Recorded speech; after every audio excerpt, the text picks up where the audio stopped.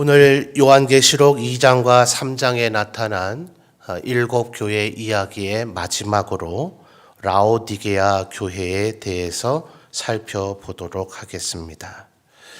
이 라오디게아 교회는 안타깝게도 하나님으로부터 칭찬은 전혀 받지를 못하고 책망만 받은 그런 안타까운 교회입니다. 이 교회는 사실 굉장한 풍요로움 속에 살고 있었어요. 자, 18절을 보시면 세 가지가 언급이 되죠.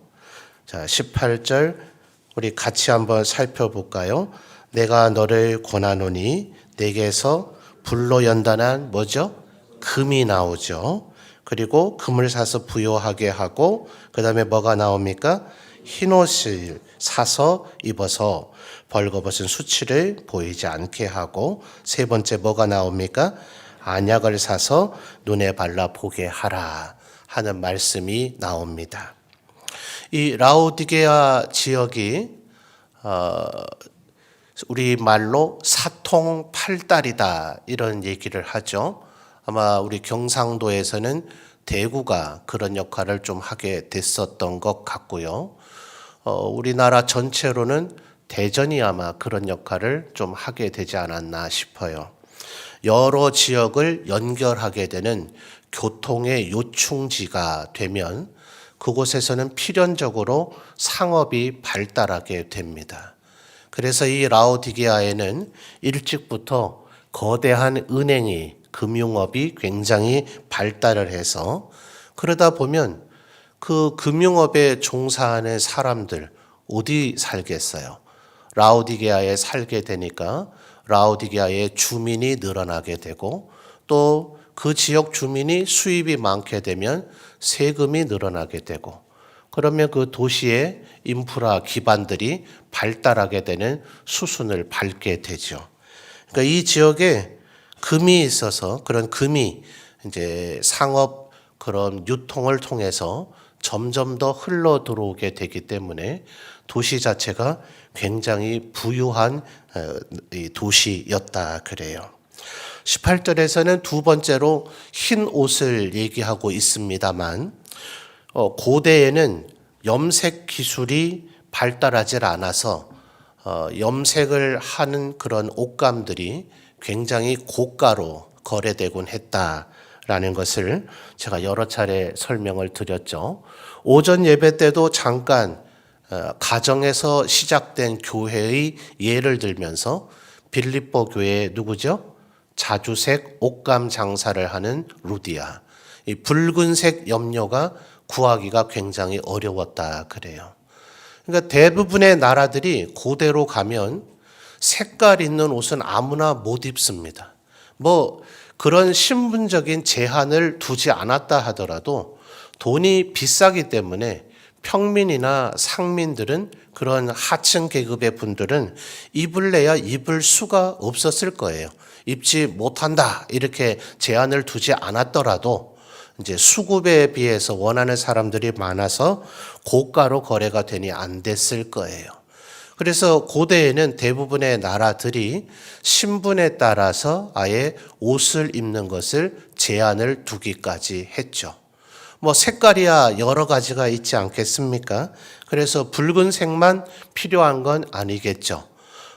출애굽 시대에 성막을 만드는 것을 보아도 청색, 홍색 뭐 이런 색깔들이 필요하잖아요. 그런데 특별히 이 라오디게아 지역에는 검은색 양털을 내는 양들이 굉장히 많이 사육이 되어졌다 그래요. 그러니까 검은색으로 굳이 염색을 할 필요가 없는 거죠. 모든 색깔로 여러 가지 다양한 무늬들을 만들어 낼 때 검은색도 필연적으로 필요한 색이기 때문에 이 지역에 있는 검은 양털을 갖고 있는 양들을 통해서 검은 양털 모직 산업이 어마어마하게 발전을 했다 그럽니다. 그리고 또 한 가지는 18절에 세 번째 나타났던 게 뭡니까? 안약인데요. 이 지역에 나는 재료를 가지고 아주 특효가 있다고 고대에는 알려질 정도의 유명한 안약이 이곳에서 생산이 됐다 합니다. 그러니까 사실은 18절에서 거론된 이 세 가지 가운데 하나만 있어도 그 도시는 굉장히 부유한 도시가 될 수가 있어요. 그런데 이렇게 세 가지나 있으니 이게 얼마나 어마어마한 풍요로움과 부요를 가져다 주었겠습니까? 또 15절과 16절을 보면 또 다른 한 가지가 여기 나타나게 되는데 이 지역이 마치 우리 지역처럼 온천수가 많이 있었다 그래요. 그래서 하나님께서 지금 차든지 뜨겁든지 하라고 15절에서 얘기하고 있죠. 뜨거운 것은 바로 온천수를 얘기하고 있고 차가운 것은 식용 생수를 얘기하는 건데요. 이 지역의 토질이 석회질이 또 좀 많이 있어서 이것이 흘러가면 갈수록 혹은 또 식용수와 섞이게 되면 이도 저도 아닌 온천수는 기본적으로 다른 그 물의 성분에 양리적 성분이 있는 것도 좋긴 하겠습니다만 기본적으로는 온도가 확보가 돼야 될 거 아닙니까? 그렇죠? 우리나라에도 땅 속에서 용출되는 그런 지하수가 있기는 있죠. 그래서 언젠가 한번 TV에서 곳곳에 온천이 난립되고 있다. 이래서 도대체 온천으로 인정을 해주는 그 기준이 뭐냐? 이래가지고 온도가 몇 도 이상이 계속 지속돼야 된다. 이런 것들을 이제 TV에서 얘기하는 걸 본 기억이 납니다. 그러니까 기본적으로 온도가 확보돼야 그래야 온천수로서의 제대로 된 기능을 할 거 아니에요. 근데 이게 만약 뒤섞여져 버리면 미지근한 물이 되어져서 온천수로도 아무 쓸모가 없어지고 또 그 속에 있는 석회질 성분이 섞여 있는 물이 되니까 그걸 먹었다가는 배탈이 나든지 오랫동안 장복하게 되면 담석증 같은 게 걸리지 않겠어요? 그러니 바로 15절과 16절은 그런 배경을 가지고 얘기를 하는 겁니다. 자, 온천까지 있어요. 그러니 이 라오디게아가 부자였겠습니까? 가난했겠습니까? 엄청나게 부유했겠죠. 그래서 17절에 이런 표현이 나타나는 겁니다. 자, 17절 우리 성도님들 다시 한번 읽어봐 주십시오. 시작.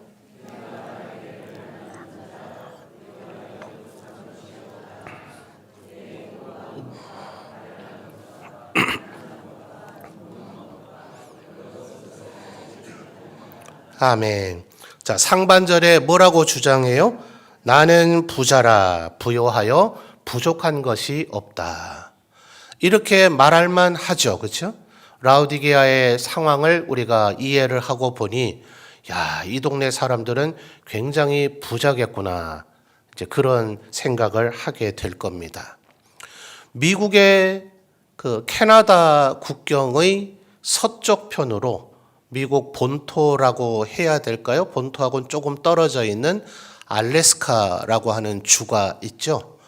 아마 북아메리카에 유럽 사람들이 진주해서 미국이라는 국가가 건설돼서 태평양에 있는 서해안까지 이렇게 확장해가는 과정 속에서 거기는 이미 러시아가 확보를 했는가 봐요. 그래서 러시아로부터 그것을 아주 헐값에 사들였다 그러죠. 그래서 당시에 그것을 사들이는 일을 추진한 미국의 그때는 아직 국무장관이었는가요? 아마 후에 대통령이 되셨는가 그렇게 제가 기억을 하고 있는데요. 그가 그것을 사고자 할 때 얼음 덩어리의 땅을 사는 바보 멍청이라는 소리를 그렇게 맹비난을 들었다 합니다. 근데 알래스카를 사들이고 나니까 지금 거기서 나오는 지하 자원이 무궁무진하죠. 그래서 알래스카의 주민이 되면 기본적으로 돈을 준답니다. 우리 다 같이 알래스카로 이민 갈까요? 그럼 아마 먹고 살 걱정은 안 해도 될 것 같은데 엄청 춥답니다.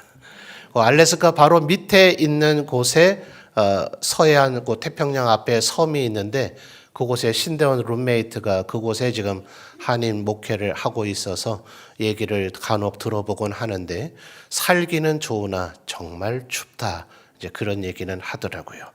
말하자면 지금 이 라오디게아가 그런 거예요. 그냥 그곳에 살기만 하더라도 그 풍요로움의 혜택을 누릴 수 있는, 그러다 보니 아마 이들에게는 적극성이 없었던 것 같아요. 자, 15절의 책망의 가장 핵심 포인트가 뭡니까? 15절 상반절을 보면 내가 너의 무엇을 알아요? 행위요, 행위. 자, 우리가 어떤 행동을 할 때 뜨뜻미지근하다 이럽니까?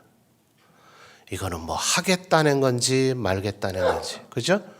단톡창 같은 거에 보면 소위 일십이라는 거 있죠? 일십. 뭔 말인가 아십니까? 단톡창에 8명이 있으면 제가 글을 하나 딱 올리면 숫자가 7이 뜹니다. 나 외에 7명이 아직 읽지 않았다. 근데 이 숫자가 이제 점점 사라져 가요. 다 사라지면 뭐 했다는 겁니까? 분명히 다 읽었다는 거예요. 근데 아무 반응이 없어요. 그래서 이런 것을 가리켜서 읽기만 하고 반응을 씹어 먹었다. 그래서 젊은 친구들이 일씹이라 그래요. 읽고 반응을 씹었다. 오죽하자는 거예요. 뭔가 글을 올릴 때에는 자, 이렇게 했으면 좋겠는데 어떻게 생각하세요? 찬성해요? 반대해요? 아니면 이렇게 할까요? 저렇게 할까요? 뭔가 의견을 묻는 건데, 물론 심사숙고하는 성격을 가진 분도 있어요. 내가 먼저 글을 올렸다가 혼나면 어떡하지 하는 의기소침하고 눈치 보는 분도 있을 수 있어요. 몇 날 며칠이 가도 끝내 답을 올리지 않다가 끝내는 며칠이 지나고 난 이후에 그거 어떻게 됐죠? 라고 묻는 분도 있어요. 그렇죠? 아마 여러분 단톡장이 수없이 많이 갖고 계실 텐데 여러분들의 단톡창에서도 한 번쯤은 다 경험해 봤을 만한 이야기들입니다. 이런 경우가 어떤 경우예요? 뜨뜻미지근하다 이 말입니다. 할 건지 말 건지, 하려면 제대로 하고 말려면 말든지. 많은 것이 꼭 나쁜 것은 아니에요. 우리 한국 사람들은 뜨거운 거 좋아해요. 그렇죠? 고추도 고추장에 찍어 드시는 분이 계시죠? 뜨거운 걸 좋아해서 15절, 16절을 우리 한국 성도들은 간혹 오해하곤 합니다. 하나님은 우리에게 뜨거운 것을 원하신다. 아닙니다. 하나님 지금 뭐라고 얘기하셨어요? 차든지 뜨겁든지. 뭐가 먼저 나옵니까? 차든지가 먼저 나와요. 하나님은 지금 차가움을 정죄하고 계시지 않습니다. 미지근한 태도, 이도 아니고 저도 아닌 태도를 지금 주님은 얘기하고 있는 겁니다. 하려면 제대로 해야 되는데 한 것도 아니고 안 한 것도 아닌. 안타깝게도 모두가 그런 건 아닙니다. 그러니까 상대적으로 저 사람은 나보다 돈이 많은 것 같아. 저 사람은 나보다 부자인 것 같아. 그러니 저 사람은 아마 뜨뜻미지근할 거야 라고 함부로 속단하거나 정죄하지 마시기를 바라요. 근데 대부분 보면 돈이 많은 분들은 그다지 아쉬움이 없어요. 근심과 걱정도 없고 하니까 천국에 대한 소망도 없는 것 같아요. 다들 힘들다 어렵다 하지만 우리가 처음 예수 믿던 시절, 처음이기야 하겠습니까? 여기 계신 어르신들 한번 잘 기억을 해 보십시오. 1950년대, 60년대, 70년대 지금보다 살기가 편했습니까? 어려웠습니까? 어려웠죠? 정말 끼니 해결했는가? 그래서 오죽하면 인사말이 식사하셨습니까가 인사말 아니었어요? 그럴 정도였던 시절에 우리는 찬송가를 불러도 천국 소망과 관련된 찬송을 많이 불렀습니다. 어쩌면 마음속에는 전부 다 하나님 앞에 자살하는 것은 죄다 싶어서 자살을 못해서 그렇지 정말 바울 사도와 같은 성숙된 신앙의 고백은 아니라 정말 이 세상 살기 너무 힘들다. 천국에 가면 하나님께서 내 눈물 닦아주시고 모든 것 다 공급해 주신다 하셨으니 어서 천국 갔으면 좋겠다 하는 정말 간절한 그 심정으로 뭔가 굉장히 믿음이 좋아서가 아니라 이 세상의 삶이 너무나 고달프기 때문에 이 세상에서 내 인생이 바뀔 것 같아 보이지는 않고 형편이 펴질 것 같아 보이지는 않으니 천국에 갔으면 좋겠다 하는 간절함들이 사람들의 눈빛에서 사람들의 마음에서 전부 다 묻어나고 느껴졌던 것 같아요. 그런데 오늘의 날은 어떻습니까? 저와 여러분에게 과연 그 정도의 간절함이 있습니까? 어쩌면 혹시 너무나 우아하고 교양 있게 마치 취미 생활처럼 예수를 믿고 있는 것은 아닙니까? 혹시 주일 오전 예배 한번 딱 드리고 나면 내가 크리스찬으로서 혹은 그리스도인으로서의 의무는 다 했다 하는 그런 생각을 갖고 있는 것은 아닙니까? 예수 믿은 지 몇 년이 되면 그래도 최소한 서리 집사는 돼야 되고, 예수 믿은 지 오래되면 장로 안수 집사 권사는 돼야 되고, 집안쯤에 목사 하나쯤은 있어야 되는, 혹시 그런 생각이 우리의 마음을 사로잡고 있는 것은 아닌가라는 것을 스스로 진단해 봐야 합니다. 우리는 결코 서로에게 함부로 속단하면 안 돼요. 당신이 지금 이 일에 동참하지 않는 거 보니 당신은 미지근한 것 같다. 당신은 열심이 없는 것 같다. 간절함이 없는 것 같다. 제발 이런 범죄를 이제 중단하십시오. 상대방의 인생에 대해서 정말 그렇게 속속들이 모든 것을 다 잘 아십니까? 모든 것 아시는 하나님도 우리를 그렇게 대하지 않거늘 그분에 대해서 10분의 1도 채 모르는 분이 내 눈에 보이고 내가 느껴진 것만을 근거로 판단해서 당신은 열심히 없다, 헌신하지 않는다, 이 일에 왜 동참하지 않느냐, 그렇게 함부로 말할 권리와 자격이 우리에게는 없습니다. 정말 내 눈에 보여질 때 이분이 좀 더 열심을 낼 수 있는데도 불구하고 열심을 안 내는 것 같다. 이 일 정도는 너끈히 처리할 수 있는데도 불구하고 처리를 안 하려고 하는 것 같다 싶으면 우리가 해야 되는 것은 그분을 향한 긍휼의 기도죠. 하나님, 저분에게 은혜가 사라진 것 같아요. 저분에게 열심히 사라진 것 같아요. 성령으로 다시 기름 부어주세요. 우리는 언제 내가 잘나서 내가 원래부터 그렇게 성실하고 꼼꼼하고 지혜롭고 충성스러운 사람이라서 하나님의 일을 그렇게 해내곤 했습니까? 사실은 잘 생각해 보면 내가 지금 하나님의 일을 하는 것도 저걸 저렇게 한다, 이런 안타까운 눈으로 누군가 바라보고 있을지도 모릅니다. 그래도 어찌하겠나, 저 사람이 저런 과정을 통해서 하나님을 더 알아가겠지, 하나님 안에서 자라가겠지 하는 연민의 마음으로, 격려의 마음으로 서로를 쳐다보고 있을지도 모릅니다. 안타까운 것은 나는 다 완벽하게 잘하는 것 같고 다른 사람은 못하는 것 같다는 생각이 우리로 하여금 더욱 사람들에게 시험에 들게 만든다 하는 거예요. 그러니 이런 것은 남들을 평가하는 잣대로 절대로 사용돼서는 안 됩니다. 그러나 문제는 내 자신이 어떠한가 하는 것은 하나님 앞에 보다 엄격하게 진단해 볼 필요가 있습니다. 주님은 지금 뭐라고 얘기합니까? 17절 다시 한번 주목해 보십시오. 네가 말하기를 나는 부자라 부요하여 부족한 것이 없다 하나, 그 다음에 주님이 뭐라 그러세요? 네가 곤고한 것을, 네가 가련한 것을, 네가 가난한 것을, 네가 눈먼 것을, 네가 벌거벗은 것을 뭐예요? 알지 못하는도다. 하나님께서 지금 얼마나 안타까우시면 이렇게 얘기하겠냐 하는 거예요. 정작 자기 자신이 가장 모르게 될 가능성이 굉장히 많습니다. 그래서 우리 속담에도 있지 않아요? 남의 눈에 뭐죠? 티끌은 보면서 자기의 눈에 뭡니까? 대들보. 우와, 대들보가 이 집을 바치는 그거 아니에요? 그게 얼마나 큰 겁니까? 그게 내 눈에는 들어가 박혀 있는데도 그거를 못 보고 남의 눈에 티끌만 보이는 것이 우리 인간의 한계이더라 하는 겁니다. 여러분, 오늘 이 저녁에 주님 앞에 예배 마치고 댁에 가셔서 잠자리에 드시기까지 곰곰이 스스로를 한번 진단해 보시기를 바랍니다. 나는 지금 혹시 미지근하게, 적당하게, 어떤 면에서는 세상에 한 발을 내디뎌 놓고 교회 안에 한 발을 디뎌 놓고, 왜요? 그래야 천국은 가야 되겠으니까. 그죠?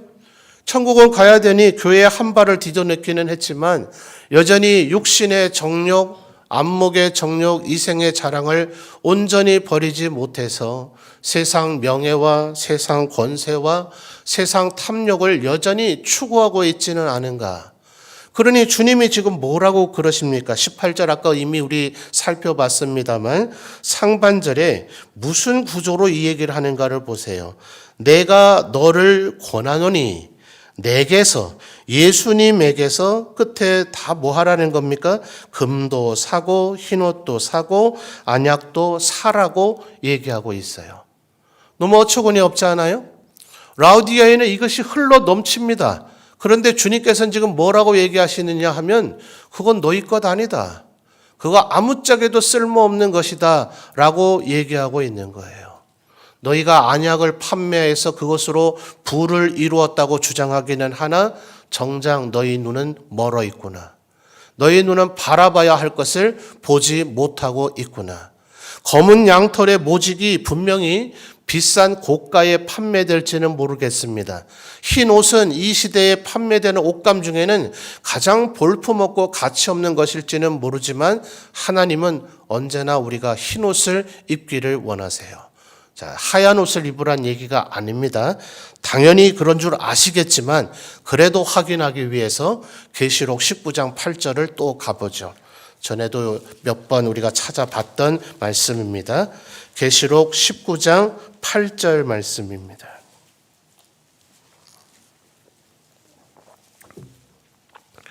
계시록 19장 8절 우리 성도님들 읽어주세요. 시작.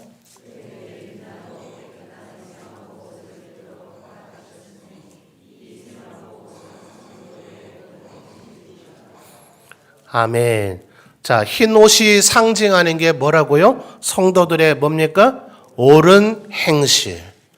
그러니 몸에 아무리 비싼 소위 명품 옷을 둘렀다 하더라도 우리들이 하나님 앞에 옳은 행실이 있지 않으면 우리는 벌거벗은 거와 다를 바가 없다. 지금은 그 수치스러움이 드러나지 않겠지만 예수 그리스도 다시 오시는 그날 우리에게서 이 모든 것들은 사라져버리고 말 그대로 적나라하게 수치스럽게 될 겁니다. 이 세상을 살아가는데 정말 내가 하나님의 백성다움이 드러나지 않는다면 고린도전서 3장에서 바울 사도는 이렇게까지 얘기하지 않아요? 우리의 공적이 우리의 하나님 앞에서의 그 섬김의 삶이 쌓여지게 될 것인데 어떤 이는 금과 은과 보석과 같아서 불시험을 통과했을 때 그대로 불타버리지 않고 그것이 남아있겠지만 어떤 이는 나무와 풀과 지푸라기와 같아서 어떻게 되겠습니까? 불시험을 통과하니 그것이 다 불타 없어져 버려서 그래도 바울 사도가 표현한 것에는 구원의 여지가 있어요. 구원을 받기는 받았으나 마치 불 가운데서 받은 것과 같으리라. 여러분 한번 상상을 해보세요. 종종 이 고린도전서 3장의 표현을 설명하기 위해서 이렇게 비유를 들곤 합니다. 목욕탕에서 공중 목욕탕에 가서 한참 목욕을 하고 있는데 하필 그 목욕탕에 불이 났네요. 내가 옷을 벗어놓은 그 수납장 쪽에 불길이 치솟고 있어서 옷을 입을 여가가 없습니다. 어떻게 하시겠어요? 깨끗이 그냥 그 안에서 삶을 마감하시겠습니까? 창피하더라도 벌거벗은 채로 밖으로 뛰나오시겠습니까? 선택은 여러분에게 맡기겠습니다. 거기에서 탈출을 하기는 했지만 벌거벗으니 얼마나 부끄러워요. 3장의 고린도전서 3장의 바울의 표현은 마치 그와 같은 정황을 묘사하고 있더라 하는 거예요. 여러분, 구원은 믿음으로 예수 그리스도의 보혈의 은혜로 우리에게 값없이 주어진 줄 믿습니다. 그런데 지금 계시록 2장과 3장에 계속해서 뭐라고 얘기합니까? 네가 충성하라. 죽도록 충성하라. 절대로 죄와 싸워서 지지 말고 이겨라. 이긴다는 표현이 많이 나타나는데 이 이긴 자라는 것이 그리스도에 대한 하나의 호칭입니다. 예수 그리스도는 죄와 사망의 권세를 이기셨다. 할렐루야. 이게 바로 예수님에 대한 호칭이기 때문에 우리에게 그 이긴 자가 되라고 얘기하는 거예요. 절대로 마음엔 원이로되 육신이 약하도다 이러면 안 되고요. 제가 지금 육신이 약한 것 같긴 합니다. 그러나 우리의 이 사역의 삶, 그리스도를 닮아가는 삶에서 안 된다, 못한다, 어렵다, 힘들다 이런 말 하면 안 됩니다. 그래서 바울 사도가 디모데에게 뭐라 그랬어요? 내가 너에게 안수해서 네게 있는 은사를 다시 불릴 듯하게 해주고 싶다. 하나님이 우리에게 주시는 마음은 두려워하는 마음이 아니다. 오직 그리스도를 따라 의와 평강과 희락을 누리고 복음을 때문에 복음을 위해서 고난받는 나를 부끄러워하지 말고 너도 나와 같이 복음으로 말미암아 고난을 받으라. 이게 그리스도인들의 숙명입니다. 여러분 더 적극적으로 그리스도인됨을 드러내십시오. 하나님 앞에 여러분의 옷이 순결한 옷이 되도록 다시 한번 18절을 잘 보시면 금도 주님께서 너희들이 통용하는 그 금은 쓸모가 없다라고 얘기하시면서 18절 상반절 다시 보시면 내가 너를 권하노니 내게서 예수님에게서 어떤 금을요? 불로 연단한 금. 소위 24K라 그럽니까? 99.99%의 정금. 주께서 나를 단련하신 후에는 내가 정금과 같이 나오리라. 예수님이 탄생하셨을 때에 동방에서 온 박사들이 바쳤던 순금, 성막을 감쌌던 모든 재료 위에 덧입혔던 순금, 성전을 지었을 때 그것에 입혔던 순금, 금이 귀해서가 아닙니다. 주님이 우리에게 원하시는 것은 순결함이요 불순함이 섞여 있지 않은 겁니다. 6월절을 지나서 이어지는 무교절이 아니고서는 이스라엘인들은 절대로 누룩이 들어가지 않은 빵을 먹지 않습니다. 그건 정말 먹을 수가 없는, 먹는 것 자체가 고역인 맛대가리가 없는 빵밖에 만들어내지를 못해요. 그런데 주님도 또 바울 사도도 누룩을 제거하라. 이스라엘인들에게 거의 충격적으로 아주 머리에 꽉 박히는 말이었을 거예요. 누룩을 제거한 빵을 먹어라.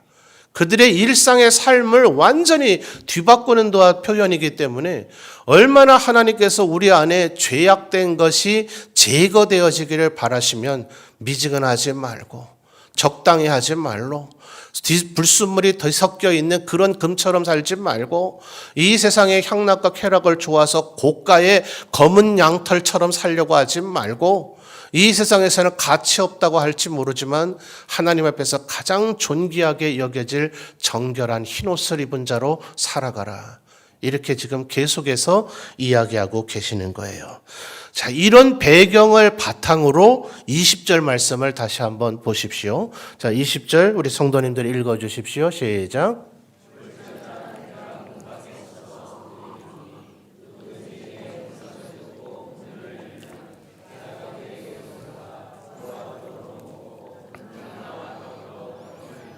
아멘.